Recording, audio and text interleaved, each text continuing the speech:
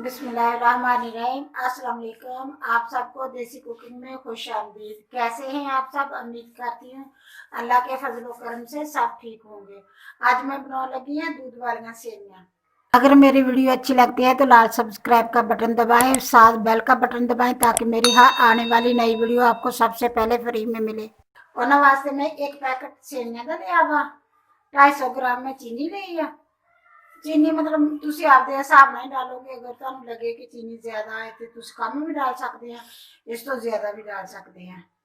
थोड़ा जिहा नारियल लिया, उन्होंने मैं इस तरह करके लंबा लंबा कट लिया, धो के रख लिया। थोड़ा जिहा मैं किशमिश लिया, थोड़ा जिहा बादाम लिया, थोड़ा जिहा पिस्ता लिया वा।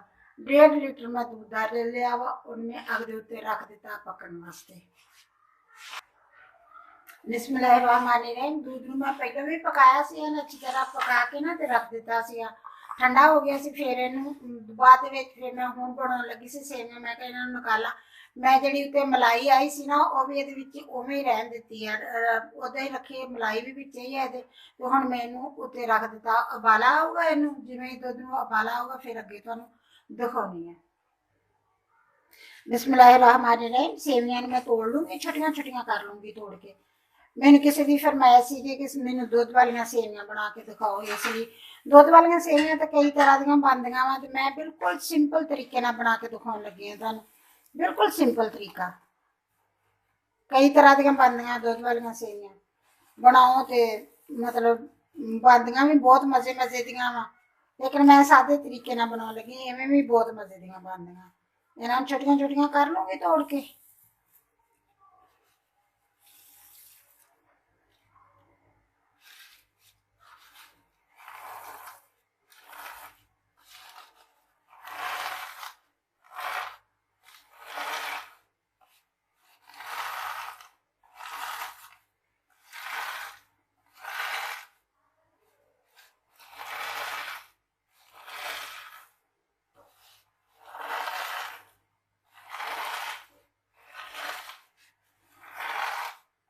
बस बारीक बारीक हो गई तो टुट गई है। ਹੁਣ मैं दुध ਨੂੰ ਉਬਾਲਾ ਆਉਂਦਾ ਨਾ ਫਿਰ ਅੱਗੇ ਤੁਹਾਨੂੰ ਚੀਜ਼ਾਂ ਦਿਖਾਉਣੀਆਂ ਕਿ ਕਿਹੜੀ ਕਿਹੜੀ ਚੀਜ਼ ਡਾਲਦੀ ਹਾਂ ਉਹਦੇ ਚ। ਬਿਸਮਿल्लाहिर्रहमानिर्रहीम। ਇਹਦੇ ਵਿੱਚ ਮੈਂ दूध ਦੇ ਵਿੱਚ डाल दूंगी नारियल। नारियल मैं कटिया से थोड़ा जिहा सख्त ਹੁੰਦਾ है ना, इसलिए उन्नी देर तक जिवें ਉਹਨੂੰ ਉਬਾਲਾ ਆਊਗਾ ਉਵੇਂ ਇਹ ਨਾਲ ਨਾਲ ਇਹ ਵੀ ਹੋ ਜਾਊਗਾ, मतलब थोड़ा नरम हो जाऊगा ਇਹ। ਨਾਲ ਹੀ ਇਹ ਚ डाल दूंगी चीनी। चीनी तुसी आपदे टेस्ट के हिसाब नाल डालोगे, ये नहीं कि मैं इन्नी डालूंगी तो तुसी भी उन्नी डालोगे, नहीं। अगर तुसी हल्की चीनी पीनी है तो मैं भी इस तो थोड़ी जी बचा लेनी है। अगर जरूरत पई तो डालूंगी, अगर नहीं जरूरत पई तो नहीं डालूंगी, क्योंकि चीनी जे तां हल्की खाने वाले है तो उन्हां वास्ते चीनी थोड़ी ज्यादा जिहड़ी वो बहुत मिठा हुंदा, ते जिहड़ी चीनी कई लोग जिहड़े है ना वो बहुत तेज मिठा खांदे है, उन्हां वास्ते चीनी थोड़ी होगी। 250 ग्राम जिहड़ी है चीनी वो थोड़ी होगी। मेरे हिसाब नाल इन्नी चीनी काफ़ी होगी। असी वैसे भी मिठा बहुत कम खाने, इन्ना तेज नहीं खाते, इसलिए मैं उहदे च भी थोड़ी जी बचा ली। अगर मैनूं लगूगी कि कम डालूंगी, अगर नहीं लगूगी कम तो फिर मैं नहीं डालूंगी। हुण मैं इहनूं उबाला आउण दूंगी, एक दो उबाले, 2-3 उबाले आउंदे। वैसे तो मैं दुध पका के गाढ़ा कीता है, मतलब दुध पका के गाढ़ा करके फिर मैं 1.5 लीटर दुध लिया वा।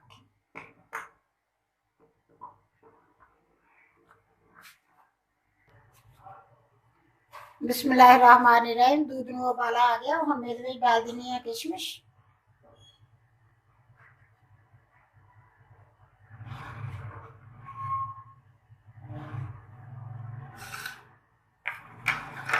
बादाम डाल दूंगी, थोड़े जे डाल दूंगी, थोड़े जे मैं गार्निश वास्ते रख लूंगी।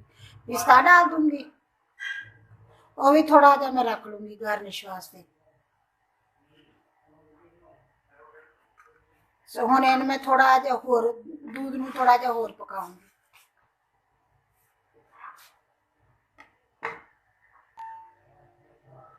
बिस्मिल्लाहिर्रहमानिर्रहीम। दूध नूं मेरे 3-4 उबाले आ गए, हुण मैं इहदे विच डाल देनी सेवियां।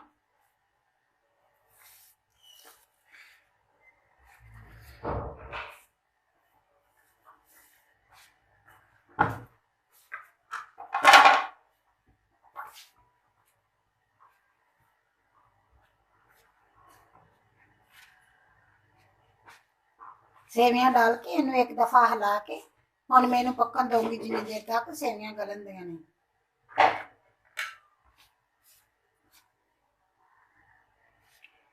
बिस्मिल्लाहिर्रहमानिर्रहीम। सेवियां बन के मेरिया तैयार हो गई। बस 5-7 मिनट लगते इन्होंने बनाने, किहड़ा इन्नी देर लगती है इन्होंने। अगर कोई मेहमान आया हो घर दे विच, उन्होंने मतलब अगर पसंद करता सेवियां खानिया तो उन्होंने फटाफट भुन्नियां वैसे ही होंदियां वा कि पैकटां च जिहड़ियां होंदियां ओह नहीं होंदियां कि ओह कच्चियां भुज्जियां नहीं, वो भुज्जियां होंदियां वा सेवियां। उस तो मजीद तुसीं भुन्नियां होण ते फिर ओह तुहानूं मैं फिर जदों बनाऊंगी फिर तुहानूं दसूंगी कि किवें बनदियां। हुण मैं इहदा चुल्हा बंद कर दिंदी हां। सेवियां गल गईयां वा ऐन अच्छी तरह। हाँ, बिस्मिल्लाहिर्रहमानिर्रहीम। सेवियां बन के तैयार हो गई। चुल्हा बंद कर दिता वा। चीनी मैं इहदे विच 200 ग्राम डाली है चीनी। 50 ग्राम मैं चीनी बचा ली है, पूरी नहीं डाली। 250 ग्राम मैं चीनी ली सी तो 200 ग्राम मैं डाल दी। 50 ग्राम मैं बचा ली, बस इन्नी मैं चीनी डाली क्योंकि असी मिठा बहुत हल्का खाने इसलिए। अगर तुसी तेज मिठा खाने तो फिर तुसी सारी डालोगे, अगर हल्का खाने तो फिर तुसी इन्नी डालोगे, इन्नी एक पैकेट दे विच। हुण मैं इन अग बंद कर दी है, थोड़ी जी ठंडियां करूँगी। इन मैं तुहानूं अगे डाल के भी दिखाउणी है, डिश आउट करके दिखाउणी है। बिस्मिल्लाहिर्रहमानिर्रहीम। मेरिया दूध वाली सेवियां बन के तैयार हो गई माशाल्लाह, बहुत अच्छिया बनिया।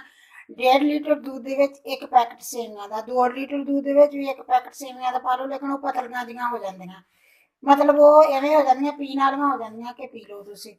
बाकी चीज़ां है कि तुसीं जिहड़ा मैं बदाम पिस्ता ये चीज़ां डालियां, तुहाडी मर्जी है तुसीं डालो, तुहाडी मर्जी तुसीं ना डालो, ये तुहाडे आप दे ते मुनसर आ कि डालनियां या नहीं डालनियां। अगर मेरी वीडियो पसंद आए लाइक करना, शेयर करना, सब्सक्राइब करना। अल्लाह हाफिज़।